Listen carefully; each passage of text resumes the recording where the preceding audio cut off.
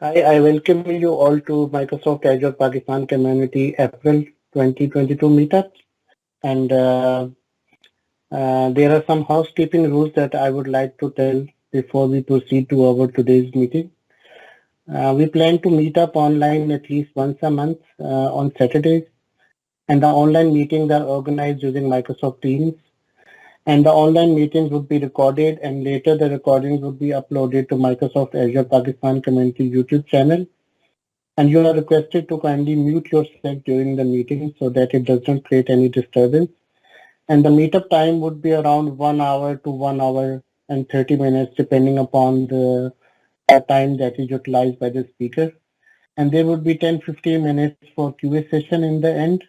And you are kindly requested to write your questions in the chat window.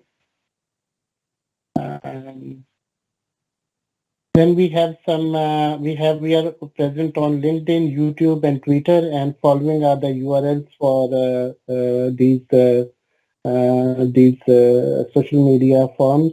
And I will also put these URLs in the chat window so that you could use it. And we have to follow some code of conduct because we are a member of Microsoft Azure Tech Community. And you should be friendly and welcoming to the others. And please be patient and be thorough in how you communicate in person and also online, and be respectful and inclusive, and be open and curious, and reach out to the organizers if there is anything that you would like to either to report or to get any further information. In today's topic, we have Mr. Abdul Kazi, who will be telling us about Azure Landing Zones. And Azure Landing Zones, they are the output of multi-subscription Azure environment that accounts for scale, security, governance, learning, and identity. And today we will learn more about it. And Mr. Abdul Kazi is a Microsoft certified trainer, Azure Solution Architect with over 18 years of IT experience, and he has been working with Azure since 2010-14. So, Kazi Saab, it's up to you. So you can start sharing your screen and start your presentation. Perfect. Sounds good. Just give me a second. Okay, can you guys see my screen? Yes. Perfect. Sounds good. So good morning, good evening, good afternoon, everybody. My name is Abdul Kazi, and I'll be presenting on Azure Landing Zone. So before we jump into the presentation, let me do a quick introduction. So my name is Abdul Kazi. I've been in the IT industry for 18 years, very active in the Azure community. I do a lot of speaking. And one thing I would note is I've written multiple blogs about Azure Landing Zone, CAF, Cloud Adoption Framework, which is the main framework that not only Microsoft uses, but Azure, AWS uses as well. So if you're really interested, check them out. Feel free to connect with me on LinkedIn and Twitter. So before we jump into the actual meat of the presentation, let's start talking about why cloud? Why are people moving to the cloud? So if I look 5 years ago, cloud was very new. A lot of people were thinking, okay, what exactly is the cloud going to be doing for me? What really are the motivations for me to going to the cloud? So perfect example is, there were Sochi Olympics that happened a couple of years ago, and they had their website there. So 10 days out or 15 days out, there was no traffic on the website. As the event became closer, the traffic became more and more. And the challenge, and because that was actually hosted on Azure, people did not realize that there was more traffic because they could auto scale it. They could provide high availability. They could provide resilience. So that's one of the motivations of moving to the cloud. But what really happens from a motivation aspect also is, let's say if you're in a private cloud on-prem right now, you want to move to a different data center. Either you're looking to move to your own data center or co-location, or you're saying, okay, I want to get rid of my own data center. So let's take a look at the public cloud, and also the cost too. Because one of the biggest motivators and is moving to the cloud is, although it might not be cheap, but it's definitely economy of scale.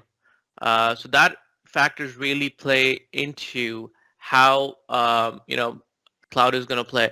The other biggest thing is if you're multi-region. So if you are, let's say I'm in Canada, I'm in Toronto, based out of here. If I want to host the data in public cloud, sure, I can do it. But if my company is multi-region, then I have the luxury of hosting that data in different regions, right? So for example, if we have a subsidiary in Europe and then they are going to be abided by GDPR, then cloud is going to be a perfect example, because you can have that data in Europe without leaving the data in Europe, and you're compliant with GDPR. So there are definitely benefits of having public cloud and how you can use it.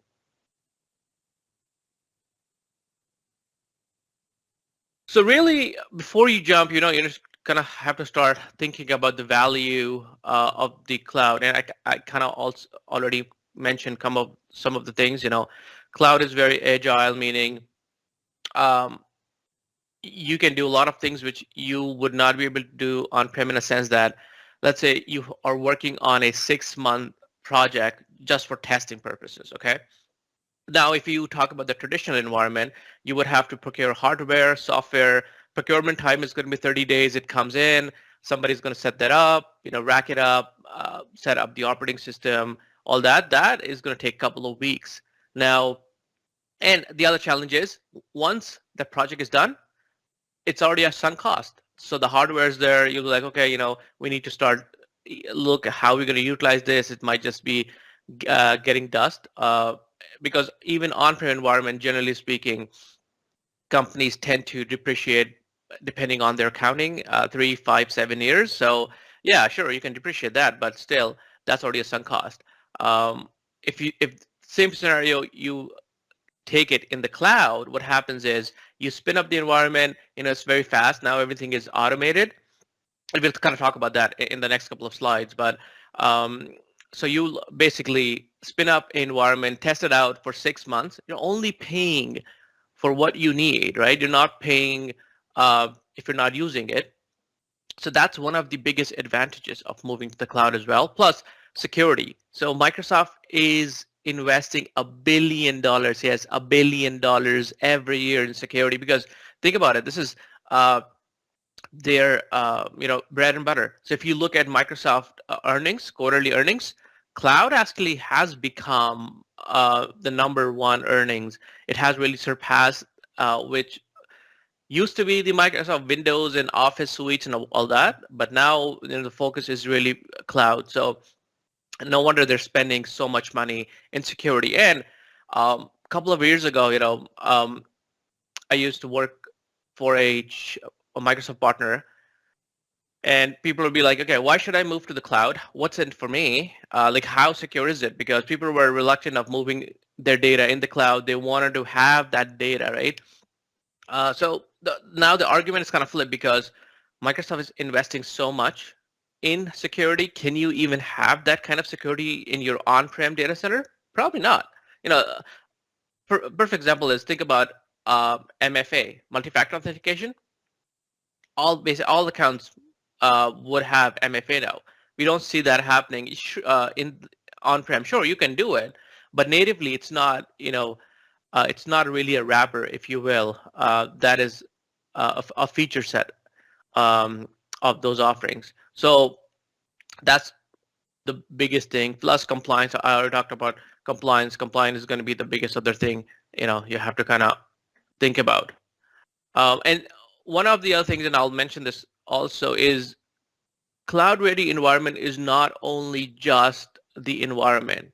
What a lot of people do not realize is when they're moving from on-prem environment into the cloud, And that's what majority is happening. Sure, there are some greenfield that if you're in the startup space or if you're building a new company, sure, you'll go greens, uh, meaning there's no environment. You're building the environment in Azure, AWS, GCP, what have you, from scratch, right? But that's more on a smaller scale. When you're coming from enterprise environment or even mid-market, you would definitely have something because you probably have Active Directory. That is predominantly the identity management today. So when you're moving there, and I've seen this. I was working with one enterprise customer uh, in Canada. They're really big railway company. They want to move to Azure, and then the biggest challenge was the shift of mindset. You can invest all the money in software, hardware, but the mindset has to be there. They were still thinking from an on-prem aspect. It doesn't work that. It's completely different mindset now because you have to have DevOps experience. You have to have about automation. So I use the perfect example of compliancy.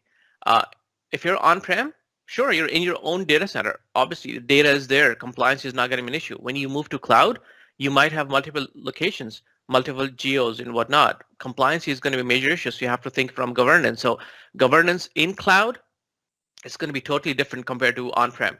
So, those are the things that people do not think about when they're moving to the cloud. They're like, yeah, okay, I'll just go and spin up um, some workloads and whatnot. But the mindset, the skill set that is acquired, people from on-prem also coming, the biggest challenge is cloud is flat. What I mean by that is if you are in an enterprise environment on-prem, you are going to have a team for networking, storage. So networking is going to be taking care of firewall switches, what have you. You would have a server team, okay, Linux, Windows, all kind of servers. Then you might have a storage team that's going to take it off SAN, and uh, ERP team, different teams which are working in silos. When you move to the cloud is flat. So you as individual, if you are managing that environment, you'll have to take care of compute. So cloud has three main components, right? Compute, storage, and networking. So when you come into the cloud, you'll have to spin up a virtual machine. You'll start to doing backups. You have to start looking at um, like storage and stuff. Now it's become flat because you're pretty much doing what different people on-prem were doing in a silo. So that's why the skill set is required. It's a totally different skill set requirement as well. And I think that's one of the challenges that people have now. They don't think from the skill set aspect too. So I kind of mentioned cloud adoption framework. So Microsoft has came up with the cloud adoption framework, and actually this really came about with from their professional services. So Microsoft has their own professional services who work on the enterprise customers, and then their professional services build this framework. And a couple of years ago, Microsoft made this public, which is great because then you can follow this. So the whole idea about the cloud adoption framework is it's an iterative process. So you can see, the circle is moving. It's not constant. And that's one of the other things that to note about cloud is it's going to be a moving target. You might have one workload today. In 6 months, you might have 5 workloads. In a year, you might have 10, 15 workloads. So things are going to change, and each workload or environment is going to have their own governance. So that's why it's a very iterative process. The main 3 components are people, process, and technology. And I've kind of alluded that, people are important because you need to have that culture, that skill set, that mindset. Processes are very important because cloud processes, operations are going to be very different. Coming back with the enterprise customer, they were really big. So they already had their own on-prem firewalls. They had their own backup solutions. And they're like, we really want to use our on-prem backup solution in Azure. And we were like, that's not a good idea because sure, you have the licenses, you can bring and even with the firewall, sure, you can bring the NVAs and stuff, but the biggest challenge is not about cost. The biggest challenge for the backup is going to be your RTOs and RPOs, and actually the cost is going to be there because, as you might know, Azure, anything going up is free, but anything you bring down, there's going to be a major cost, right? So that's another thing you have to think about. So now it's a completely different mindset and saying, okay, how are we going to do things in the cloud? So the process is changing, and then technology. Uh, Cloud is moving fairly fast, I would say. On a daily basis, if you look on any public cloud, uh, they're spitting out new features, new offering, new things. So technology has become really paramount, um, and that's why this is a great thing because you need to achieve balance there. Uh, and that actually, this kind of reminds me of the balances.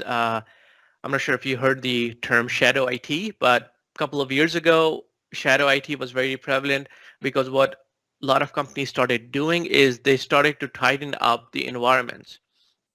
So people could not get to their environment. What they were doing is, let's say, if you wanted to get to let's say, a Word document or file, you had to connect to VPN. So what people did is just email that document to their personal email so that they can access it after hours or, make it much more easier. So that's really shadow IT. So you have to have a balance from security and the features and how this is going to be done, and it has to be done in phases. So yeah, so that's why cloud adoption framework is very important. And even in the SMB, if you're a small customer, start with this. You have to have good framework for anything. As they say, when you're building a house, you need to have a strong foundation. So this is definitely going to lay down a strong foundation for Azure. So now let's talk about the different uh, phases, if you will, of the cloud adoption framework. And there are 6 different phases. So the first is the first one is the define strategy. So anytime, you're doing a new project or anything is happening, you would be defining a project, defining a strategy, and this is mainly for your executives, specifically the CFO, the chief financial officer, the controller, the business people. They want to have a justification. Okay, why should we move to the cloud? What's the ROI for me really to move to the cloud? So that's why you're going to put a business plan, a business strategy along those lines. And then, why are you moving to the cloud? In a nutshell, are you getting rid of your on-prem environment? Are you moving from a colo to the public cloud? So that's going to have all the justification, right? So you really need to have that um, strategy. The second one is going to be plan, meaning how are you going to be moving? Obviously you need to have a plan, right? Like a tangible plan. Okay, how is that going to look like? How is the transition going to look like? Are you moving one workload at a time? Are you moving everything over? Can you even move everything over? Is it like 1 year project, 18 months project, those kind of things. So those things are going to be in the plan phase. And then the ready state, which actually where the landing zone sits in, is getting the environment ready before you even start migrating or moving any workloads into Azure. So the landing zone, I will talk about this, is mainly the guardrails laying down the foundation of Azure. Why? And it's actually very important to have that. A lot of people I've seen is they just start moving environment without properly setting up um, the Azure environment, and you'll see why that's going to be a problem if you are a large environment or even mid-sized environment. The fourth phase is adapt. So depending on how you want to basically migrate into the environment, so there are two ways of doing it. You can do migrate, which is really lift and shift. What that means is if you have your on-prem environment, um, regardless of Hyper-V, VMware, what other vendors you have there, you can just take that environment, move it into the public cloud as is without doing any refactoring, any rehosting, and then the other one is innovate, where you might be saying, okay, I want to really innovate, meaning the perfect example I can give you is, let's say you're running a SQL Server environment on-prem you want to move that into Azure. From a migrate aspect, you might say, okay, if you're doing as is, you're going to move it into a IaaS, infrastructure as a service environment. So it's going to be running virtual machines. You'll um, so it's going to be much more It's going to be you would be managing that environment. But let's say you say, okay, I don't want to manage the operating system. I only want to manage the SQL Server part. Um, then with the Innovate piece, you can move it to PaaS, Platform as a Service, which is usually a managed services from the public cloud vendor. So Microsoft has, managed instance, for example, of the SQL Server. You can migrate into managed SQL, and then that should work for you as a PaaS environment. So that's the adopt feature. Um, Second last is the govern, and I cannot emphasize govern is not given enough emphasis. And one of the reasons being is it's not tangible, right? Meaning strategy, you have to have a strategy. Otherwise, you won't get sign off from the business people. You won't get a project sponsor saying, okay, yes, let's move on. You need to have a plan because everybody would be asking for a plan. You need to be ready to move there. Adopt, yeah, sure, because you need to figure out how are we going to migrate. Governance, we'll come back in 3 months and take care of governance. Right now we're too busy migrating and we don't have time. So it always gets, left out. And we'll talk about governance, why it's important. But yeah, to me, governance is really important because that's going to define a lot of things for you from the get-go. And governance in the cloud is a bit different than on-prem. And then lastly, manage, right? Manage is going to be very different from the on-prem environment, meaning manage is really how you operate your on-prem environment. So for example, if you're doing patch management, for example, how is the patch management going to work in the cloud versus on-prem? Are you going to be using the same tools? How are images going to work? So those kind of things, how like day-to-day operations of the cloud, that's going to be very different as well. How is updating going to be happening? Are you going to automate everything? So for automation, a lot of companies, depending on if they're multi-cloud, they're going Terraform. But if you're really a Microsoft shop, you can just do biceps or ARM templates. But that's all automation as well, right? And automation is the way to go because it is easier, it's less errors, and it's much faster to get there. So from an on-prem environment, automation is very different. So I hope you're getting the idea, that it's starting to open up a lot of thought process that, things are going to be very different. We need to start planning for this.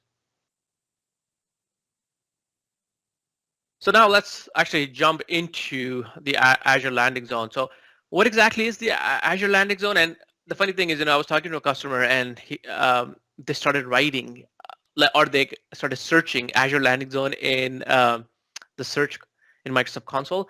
It's really a framework. It's not a service. It's not a product. Like when you go and type in virtual machine, it shows up. This is not going to show up because this is really a framework.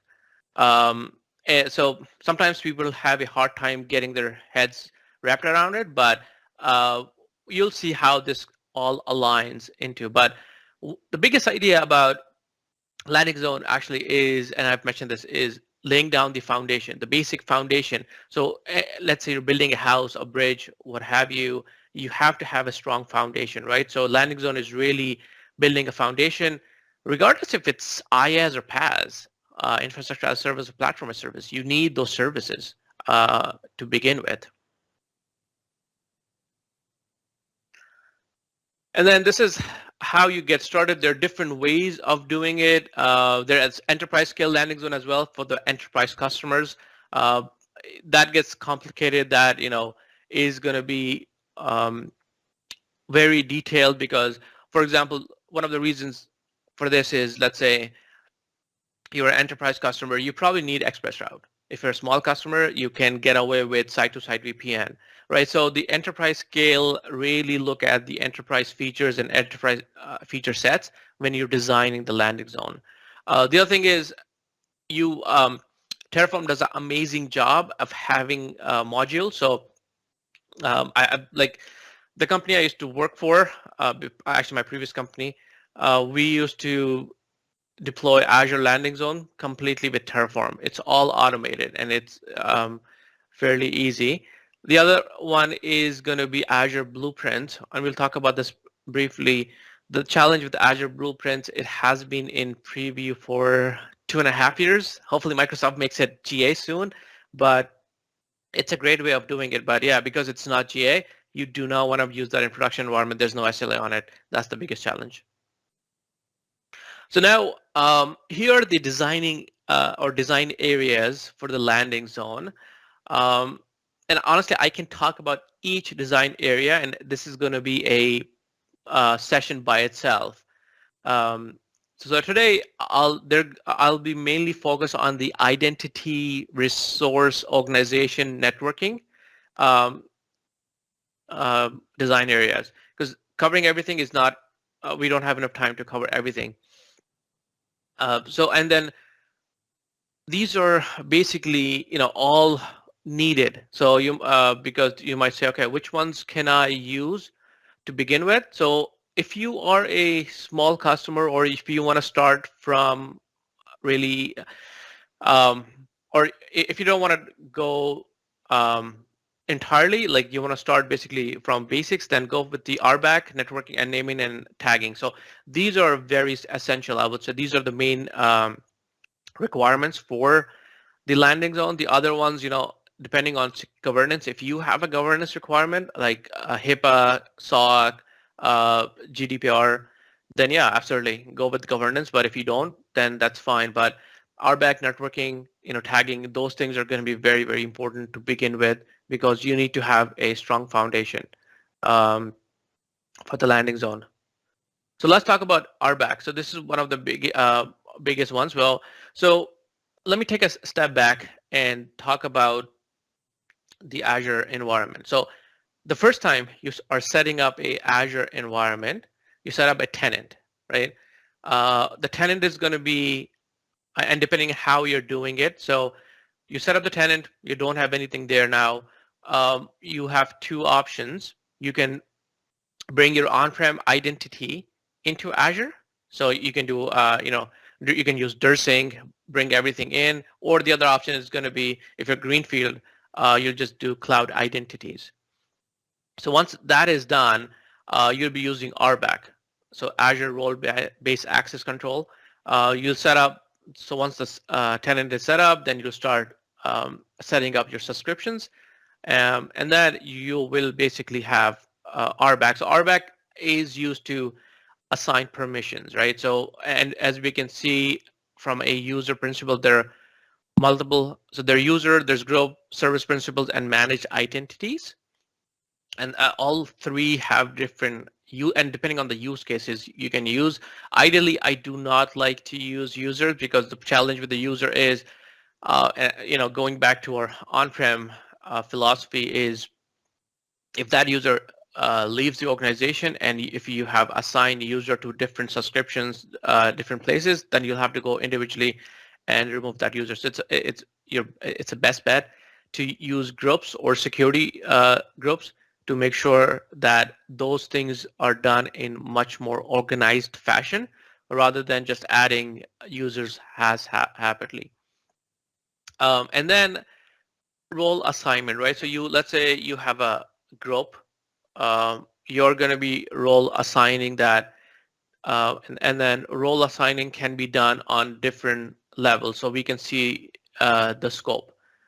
So you can assign that group to a management group, subscription, resources, and even resources. So, and then we'll talk about managed group subscriptions in the next couple of slides, but this is how it's done, right? And the good thing is it trickles down. So if you assign RBAC to management groups, it's going to trickle down to subscriptions and resource groups. So that actually is a good thing, and we'll see why we're talking about assigning them to a management group or a subscription, because depending on how you separate out your management group or how your organization is spread out.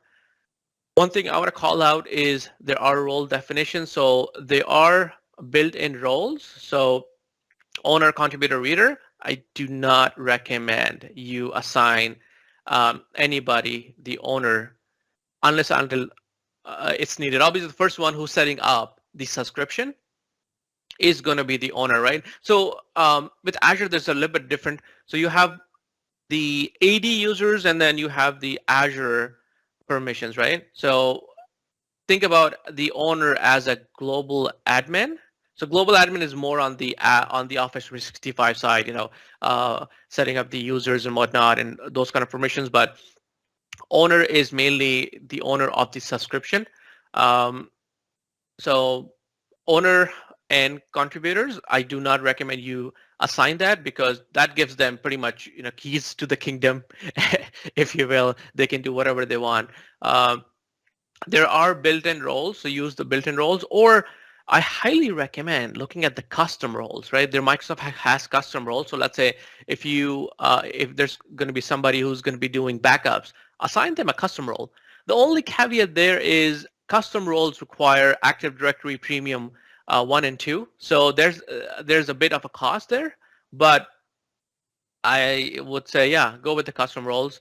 And then if you're a small organization, sure, you can get away with built-in roles. But when I'm working with the enterprise customers, they're usually going with the custom roles as well. And then the reader role, that actually is fine because when I'm working with this enterprise customers, they grant me the reader role. So basically, I go in, I start looking at the environment. That's how you would do it. But on the owner and contributor, yeah, that's always a tricky one. So just keep that in mind. By the way, if you have any questions, feel free to ask questions. I want this to be as much interactive as possible. So, Ozirba, if there's any questions, just in the chat, because I'm not looking at the chat. So just feel free to ask those questions. I'm monitoring the chat, but so far there are no questions. But if there are, I will definitely flag them. Okay, perfect. Thank you. So now moving along, as you can see from here, we've talked about RBAC, the resource groups, their tags, and we'll talk about tagging as well. But once you create the RBACs, you basically tagging them, and then the tags are based on the resource level. You tag anything on the resource level.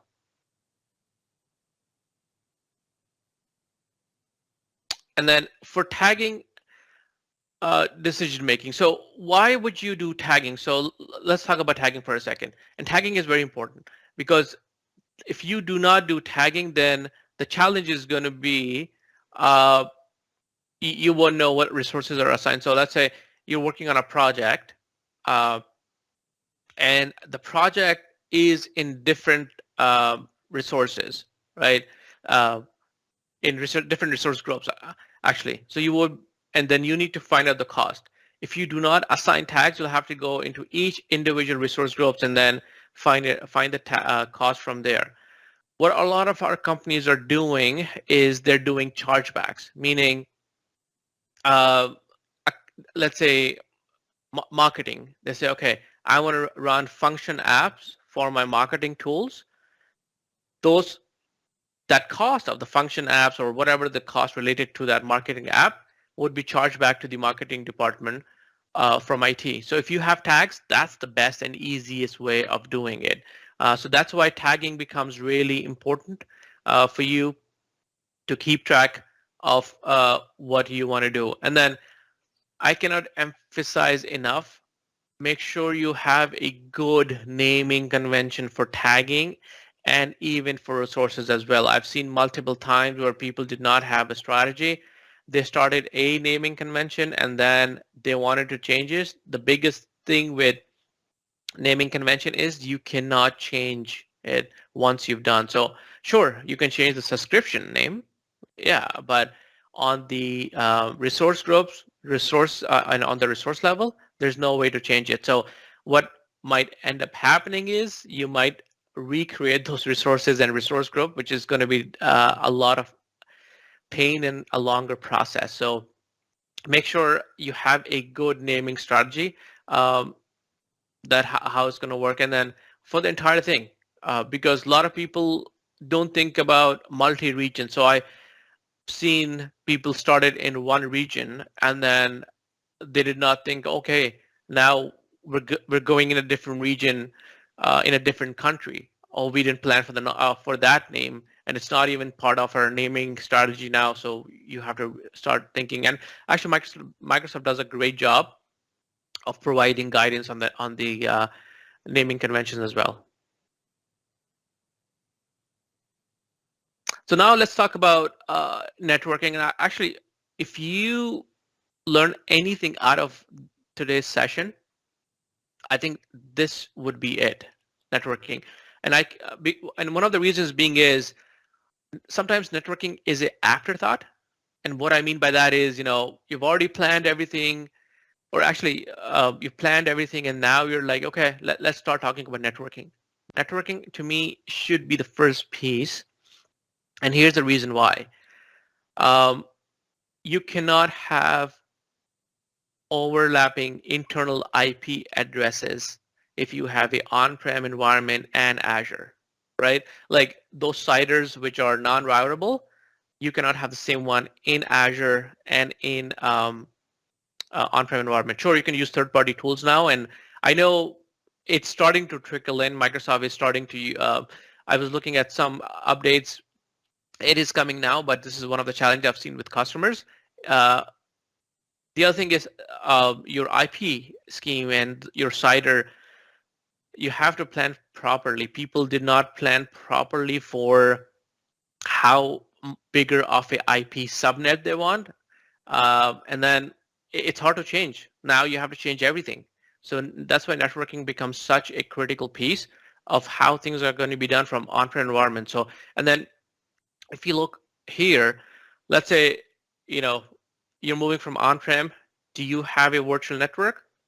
No, then that's going to be easy. You move to the PaaS services. But if you have a virtual network, then do you need on-prem connectivity? Yes, you do. Okay.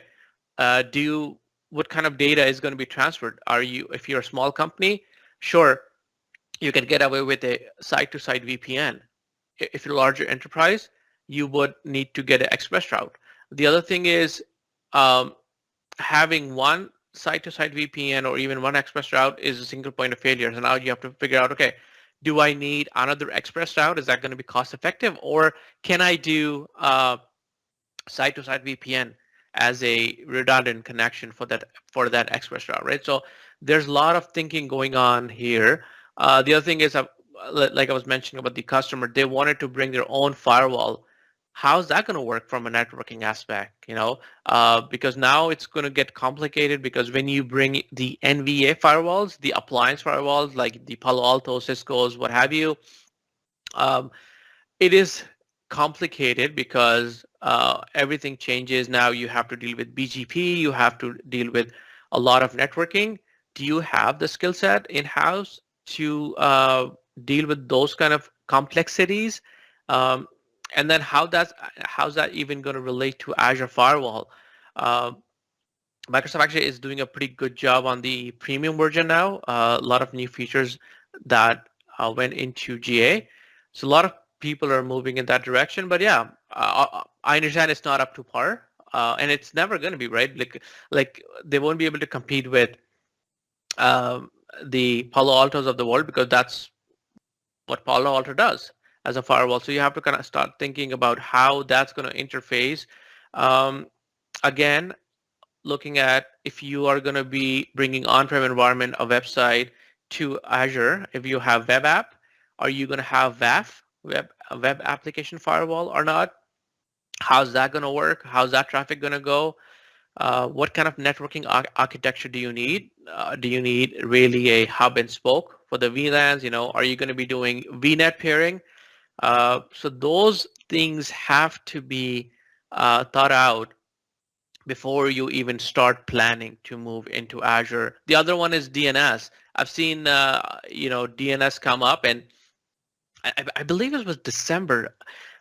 November, December that AWS was down because of DNS issues. So think about it, right? DNS is such a critical piece. Uh, you can bring your own DNS if you have DNS. Sure, you can use your own DNS, but for Azure, any Azure services, I highly recommend you use the Azure DNS services because it's going to be much more faster and much better resolve times, and it's the native service, right? So again, these are all the things, and like I can talk probably an hour just on this slide because there's so much to cover on this, but hopefully you get the idea. Plan ahead. Think about all the pitfalls that you can run into. Uh, and there's actually a blog. If you check out my blog, there's a uh, specific blog on the networking decision tree and decision guide and what should be uh, what you should plan for from a decision aspect and the major things that should be considered. So now let's talk about, the influencing the right setup. And what I mean by that is cost is always going to be the biggest hurdle moving to the cloud. And, and the reason I bring this up is we're shifting, right? So if you think from an on-prem aspect, you're mainly you buy the equipment, uh, purchase it outright, probably doing a capital expenditure.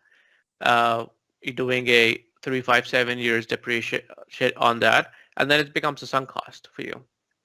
Sure, the other option could be you're leasing it, and then but the thing is, it's leasing is also for 5, 7 years, depending on how long is the lease, right? There's probably a dollar buyback or whatnot. When you're moving to the cloud, what happens is now it becomes a consumption model. So think about from your utility bill, your power. When you're using electricity, um, you only pay what you consume. And that becomes a challenge because if you do not have the right governance, people can just start spinning things up, and that's going to be a major issue. So cost transparency is very important. You need to know what the cost is going to look like. Generally speaking, in the cloud arena, you get the bill after a month.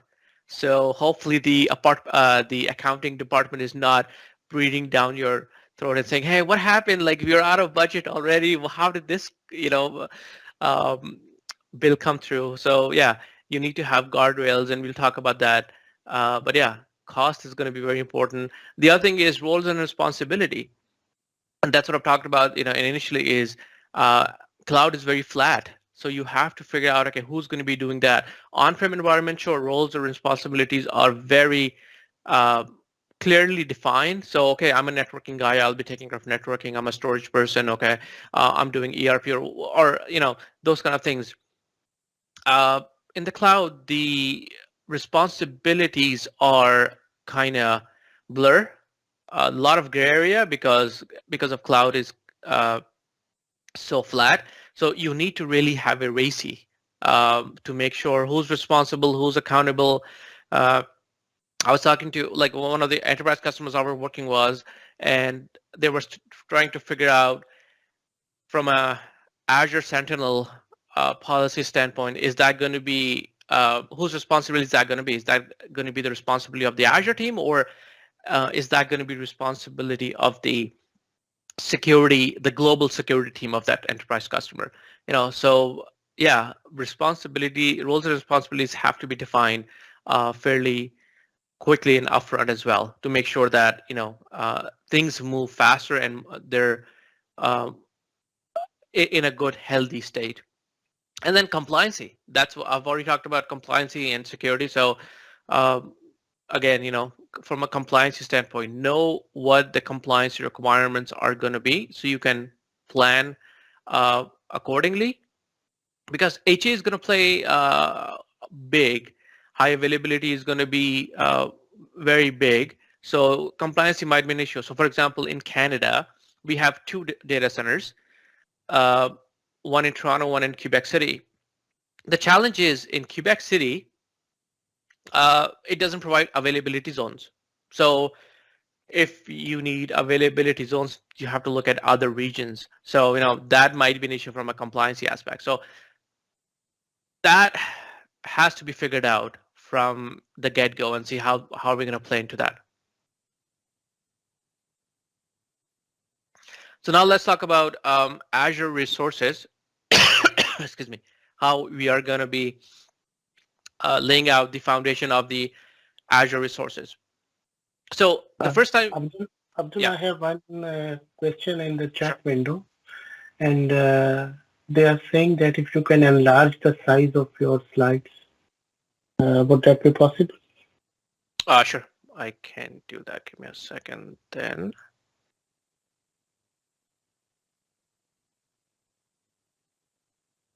Is it better now? That's much better. Thank you. Okay, perfect. Sorry about that. So the first time you're setting up the Azure tenant, you would have the root group or root management group, right? So that's going to be your root management group up here. You won't have anything. And then you're going to be spinning up the subscriptions. So this is how the hierarchy looks like for Azure. You have the management group, subscriptions, resource groups, and then resources. So what is resource consistency? Depending on the organization, some organizations start separating out permissions by line of business. So they might say, okay, the accounting application is going to be a different line of business, and they're going to have their own management group. So it depends on how you want to do governance. Some people might say, okay, no, we're going to be all lumped into the same subscription, so we don't need that. But the whole idea about management group is, from a security and operation aspect, it's the top tier, top level. From a subscription, it's your logical connection. So subscriptions, there are multiple subscriptions depending on how you buy your Azure subscription. So it can be pay as you go, it can be enterprise agreement, it can be CSP, cloud service provider, and then you can have your MSDNs, you can have your student accounts and whatnot. So there are multiple ways of buying a subscription, and then anything under subscription would be your resource groups. And then under resource groups, you would have your resources like the virtual machines, like those kind of things. So that's how the structure really looks like. So from a subscription design consideration, think about how your organization is laid out, and that's how it's going to be really defined. Because as we can see here, in this example, you have the Azure account, and then they have a development subscription, lab subscription, QoS subscription, and production subscription. So it really depends on what the structure of the organization looks like, and then you can go from there. From a Microsoft best practice, you should have core services. Under core services, you can have security, you can have the networking. So if you have a hub and spoke model, then that will be coming under core services. And then you can even, so that's that. And then subscription wise, I've seen people go crazy. I do not recommend going more than a handful of subscriptions. So think about management groups and subscriptions just like your organizational unit in Active Directory, right? We can go crazy and have an OU for each department, or we can do by employees, or or the job function or whatnot. So that similar to those, you want to keep this the subscriptions and management group to as limited as possible, but make sure that it's effective as well. And depending on the organization, it's definitely going to be larger. So, and you might be asking, okay, can I get away with one subscription? Depends, honestly. If you're a very small customer, sure, one subscription is going to be fine, but subscriptions do have limitations. So I do not like really recommend you just have one subscription. You can go multiple subscriptions, and then with multiple subscriptions, you can even spread it out, right? Like, so subscription could be for production. So you'll have a management group coming down to subscription to a production subscription, and then your resource groups and whatnot. The other thing is, um, it's also going to be defined who is going to be managing this from a workflow aspect. Again, coming back to the RACI, who's responsible, who's accountable for this. So this is going to be very important as well. And then these are great questions to ask yourself. Is because separation of duties, that's going to be important. Do we have a test def environment, different different end customers? I've seen some ISVs. What they do is they do subscriptions based on their customers, because that work for them. So I've seen even people doing um, organization setting up resource groups for customers. I do not recommend that. That can get fairly complicated very quickly. But yeah, it really depends on how you want to do it. You can do it from a business unit as well. So if you have a business line of application, you can basically make a management group based on that, and then start trickling down subscriptions and departments. So this is and this is the right naming convention. So company, department, you can do production line, and then the environment as well. And depending on what you have, some companies are mainly production. They don't have any development or QA, so that's fine. One of the enterprise customers actually I was working with, they had a complete separate tenant for testing. So what they were doing is they had a production environment because they did not want to test anything in the production environment. So they had a production environment. They replicated that same environment into a separate tenant just for testing purposes. Obviously, not everybody can have that luxury because that's a lot of cost. Uh, but yeah, it depends on your environment, how big you are, what you want to do, and what you're trying to achieve. Now, let's talk about the best practices from a management group. So the management group, right? So as I mentioned, the top one is going to be the root management group. You can short name it to whatever to your organization name, so it makes it much easier, better. And then you can have also sub-management groups. So you can create a production, development, and QA management group, and then underneath that you can have subscriptions. So this is definitely going to be helpful to make sure that subscriptions are only aligned, or all the production subscriptions are only aligned to the production management group rather than going here. Because what happens is when you are going to be aligning or implementing rather RBACs, RBACs can, if you want to apply a RBAC to a production and not to development, then that's going to be easier to have a production management group rather than applying policy or RBAC on the management group. Because think about it, if you're applying everything here, then it's going to trickle down, and you might not want to do that for some reason. So having different management groups makes sense for different reasons, and so you have to kind of think about this and do kind of brainstorming and see, okay, what works best for us. And then again, from a governance MVP consideration, think what's going to work for you. A lot of you can even, based on this example, you can even separate out on a geographical region. So this could be Europe, this could be North America, and then under that, under Europe, then you can do production environment, non-production, same, non-production.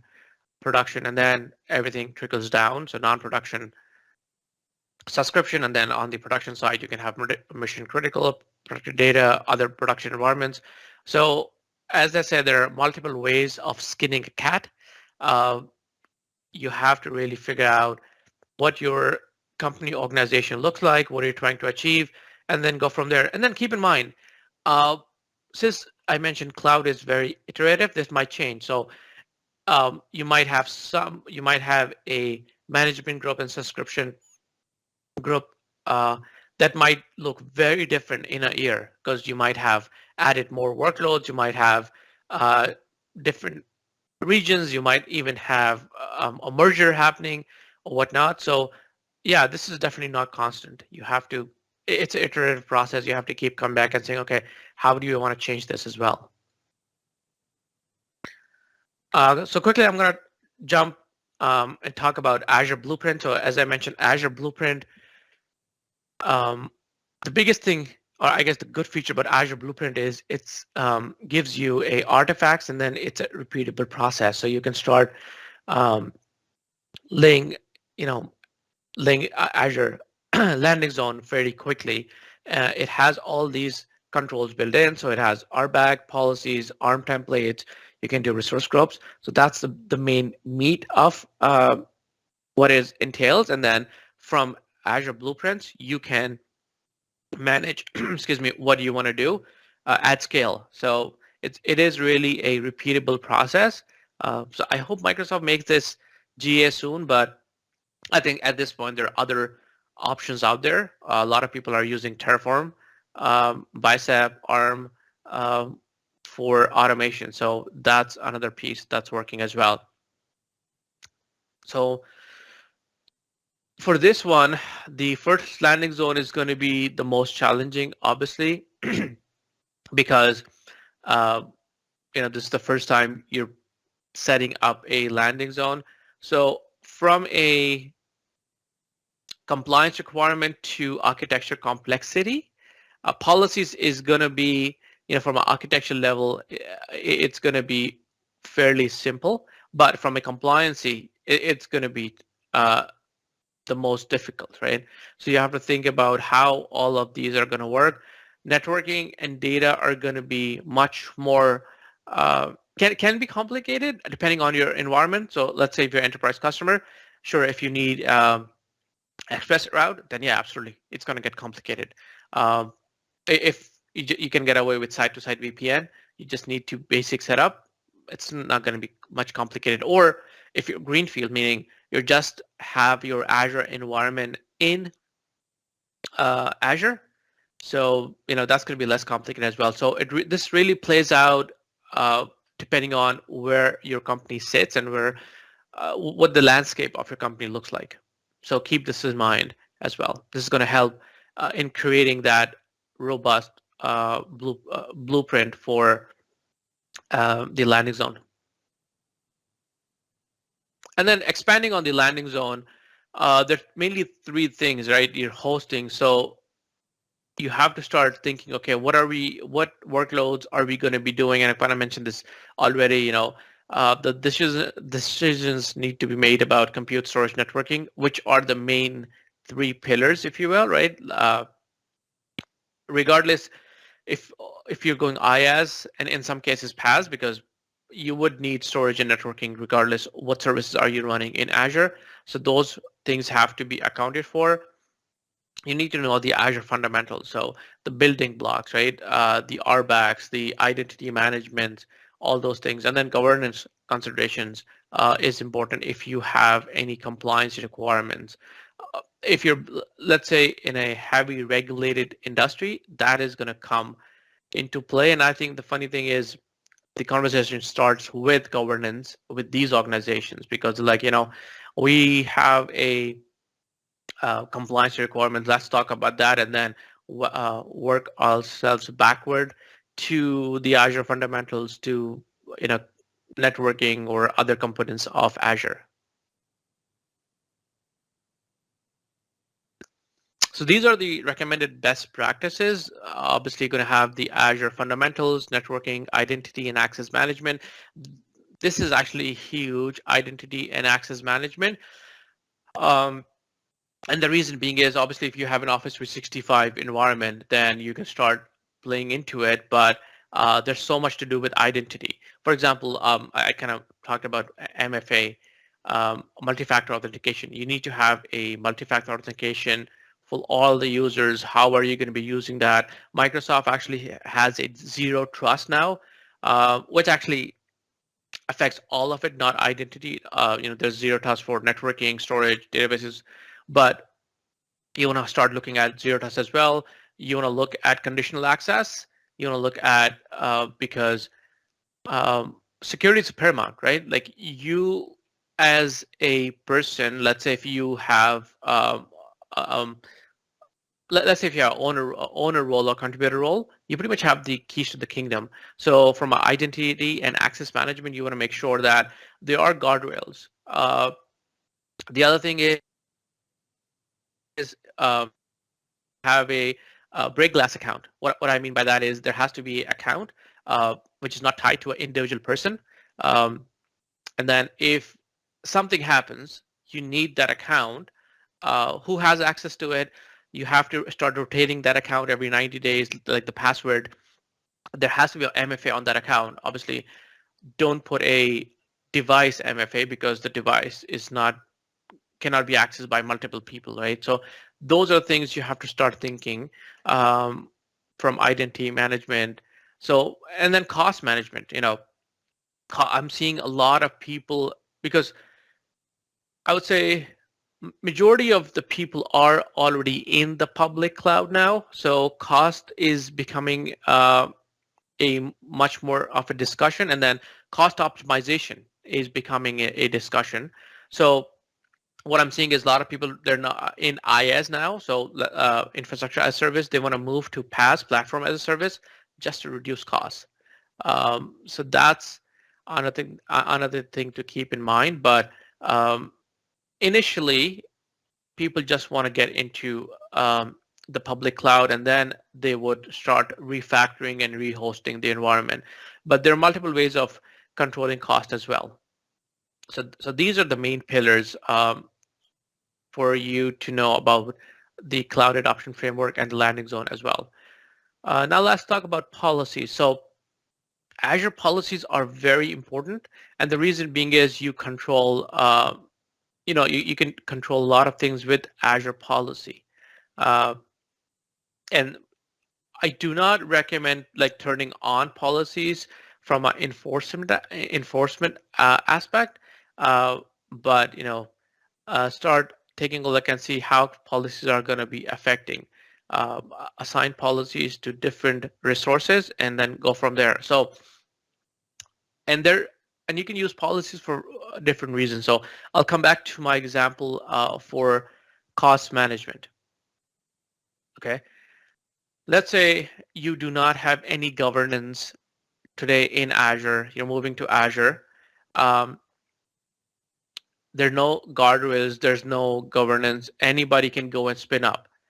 One person comes in, they spin up a NV level virtual machine. So the N series is the high level. We have the GPUs. Those are fairly expensive virtual machines. 1 month after you get the bill, everybody's like, wow, what just happened? Because, it pretty much broke the bank. If you had governance, and if you had Azure, and actually Azure policy comes under governance as well. So if you had Azure policy, what you can do is you can enforce that policy saying, okay, you can only spin up these specific virtual machines. So maybe D series specific virtual machines. Those can be provisioned, and the policy would be applied regardless if you're provisioning from the portal, CLI, even automation tools, Terraform, Biceps, what have you. So that's going to be enforceable. The other thing is from an Azure policy standpoint, governance, you might have a compliance requirement to have a data in a specific region. So you can, from a policy, you can say, okay, only spin up resources in this region. So you're really controlling that from a policy aspect. That makes it much more easier and enforceable. Uh, so that's why compliancy is to adhere to compliancy, Azure policy is going to be very, very important. And there are some built-in policies that you can use, but you can make your own policies as well, right? But Microsoft does a great job of having a lot of built-in policies with Azure. I believe there are like 400 policies. Don't quote me on the number. Last time I checked, but yeah, they keep adding more and more policies as well. And then you can do a lot of things with policies. So let's talk about the best practices about the Azure policy. So um, as I mentioned, I do not recommend you start with the deny uh, because that's going to cause a lot of havoc in the environment. Start with auditing and seeing how that's going to affect. Sure, for something you want to start with deny. So, if you have a compliance requirement, sure, by any means, say, okay, you can only spin up resources in this region. So that could be a policy enforcement. The other one is, spinning up virtual machines or resources. Um, that could be policy enforcement as well. What I've also seen is because of compliancy, a lot of companies, what they do is they have a specific set of approved services. So think about it. Azure has more than 300 services. If you do not have any governance, anybody can start spinning up those services without any testing or any guidance. That is going to become an issue because you want to test those services, make sure those services are working as needed, they're working in your environment. So what I've seen from a governance standpoint is people start with a set of services, a handful services, and then start adding more and more services to the list. Once it's vetted out by the security group, by compliance group, by the other people from a technical aspect, to make sure that there's no issues with that. But yeah, security policies is going to be amazing to make sure that you have those guardrails in place. And with that being said, that is the end of the presentation. So I'll take any questions that might come up. Thank you very much, Azhar. I have one question that is asked by, it's Azhar Khwaja. And the question is that is landing zone just a special type of Azure blueprint capturing new deployments with specific environments? Yes, great question. Yes. So landing zone actually yes and no. So landing zone is technically, or ideally, you want to set up landing zone before you start moving any migrations. But what I've seen is I've done multiple landing zone reviews, and what I mean by that is customers have already set up their environments in Azure. They're already in Azure. They did not have a good game plan, and then you can go and start doing. So when I've done Azure landing zone reviews, I've gone through all of these design areas. So looking at their identity management, say, okay, what are you doing for identity? Do you have any policies right now? Is MFA enabled? Do you have any zero-day trust planning done for this? How are contractors being given access? Are you using PIM, privileged identity management? From a networking aspect, how is your network set up right now? Is it hub and spoke?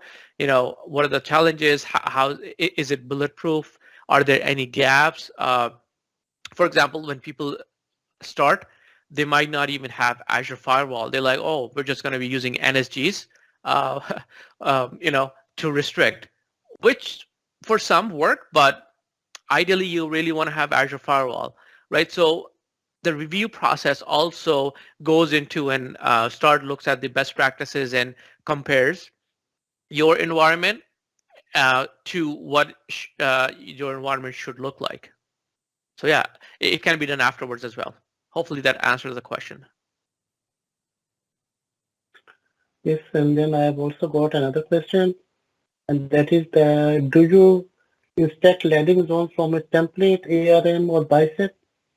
No, so yeah, good question. So basically, your ARM templates and biceps are mainly for automation purposes, right? So you're mainly automating that process for any new environment or any changes, if you will. Unfortunately, the landing zone review process is very manual. You have to go into each element and start doing it. There are a couple of PowerShell scripts out there that's written that you can go and run to check your environment. But yeah, I think Microsoft is really lacking in that front. AWS does a great job of providing their well-architected tool where you go and it spits out a report. Unfortunately, there's nothing for Azure right now.